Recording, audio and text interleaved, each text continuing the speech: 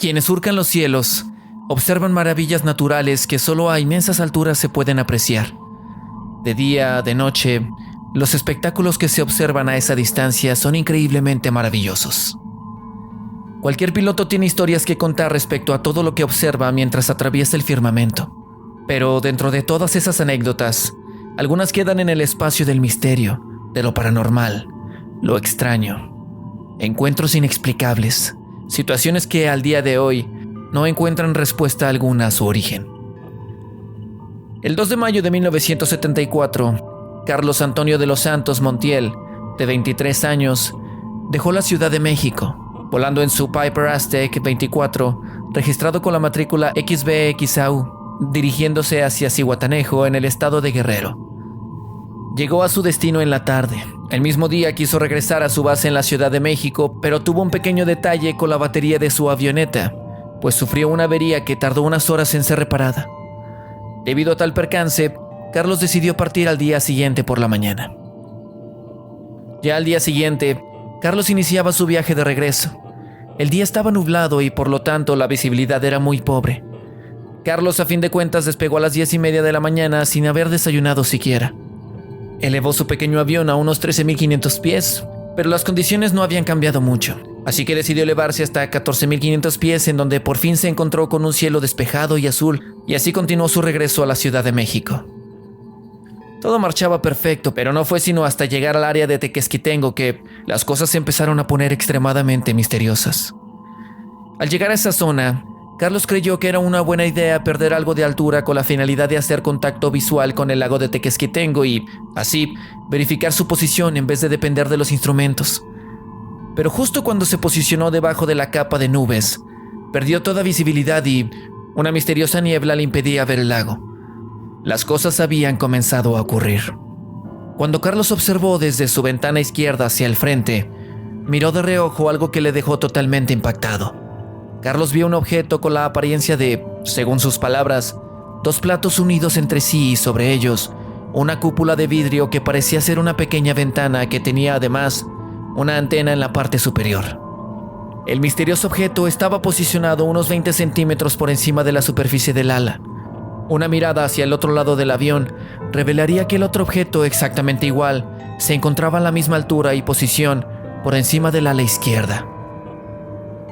A pesar de que el miedo se apoderó de Carlos, sus sentidos estaban aún lo suficientemente despiertos como para percatarse de que un sonido extraño provenía por debajo del avión.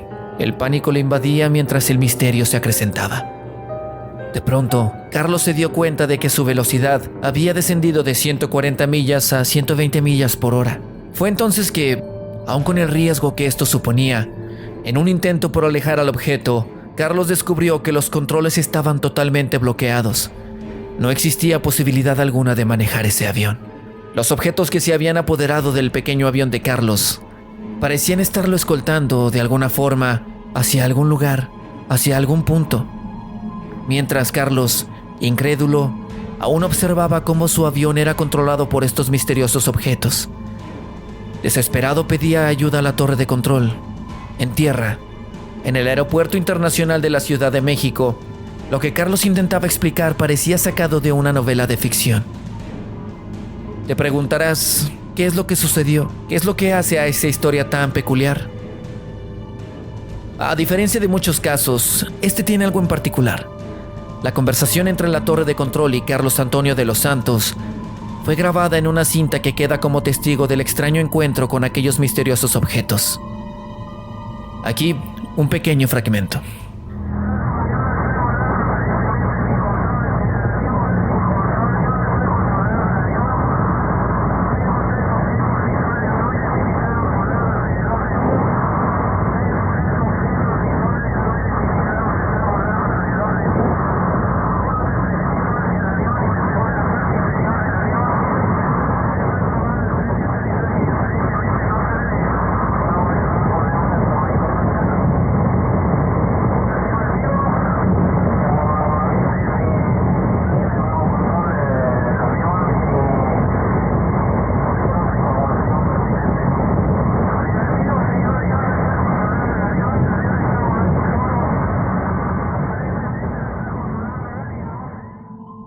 El 7 de mayo, luego de haber escuchado la increíble historia, el doctor Luis Amezcua, jefe del Departamento de Medicina del Aeropuerto Internacional de la Ciudad de México, completó una serie de pruebas médicas, neurológicas, físicas y psiquiátricas, entre otras, y aseguró que Carlos había estado sufriendo de bajos niveles de azúcar debido a que no había ingerido alimento alguno desde las 8 de la noche anterior al incidente.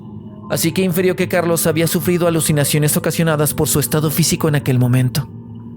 Sin embargo, es necesario aclarar que Carlos de los Santos había sido piloto durante 2 años, con 370 horas de vuelo, y estaba empleado por la compañía Pelletier S.A., misma que se especializaba en el análisis y estudio del agua. Carlos ni bebía ni fumaba, no ingería ningún otro tipo de drogas y tampoco estaba interesado en la ciencia ficción. Jamás había leído un libro que estuviera relacionado con el fenómeno ovni.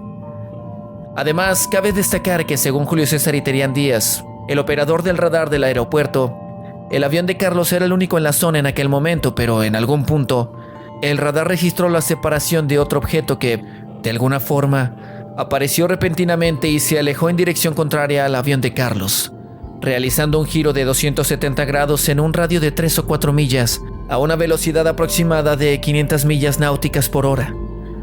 Julio César dijo que él no sabía de ningún artefacto que pudiera realizar ese tipo de maniobras y, francamente, en ese tiempo no existía tal cosa. ¿Alucinación? ¿Encuentro cercano? ¿Será este un hecho real o simplemente una alteración de la realidad provocada por un conjunto de factores? Por favor, dame tu opinión en la caja de comentarios. Si deseas escuchar la conversación que Carlos llevó a cabo con la torre de control luego de haberse dado cuenta de que sus controles se congelaron, te dejo el link en la descripción para que tú mismo la escuches completa. Si te ha gustado este video, compártelo y suscríbete. Te invito a darte una vuelta por mi canal para que conozcas mis otros videos y a seguirme en Twitter. También te pido por favor que te unas a mi grupo oficial de Facebook y a que le des like a mi página. Así estaremos en contacto y las historias serán cada vez más interesantes. Gracias por visitarme.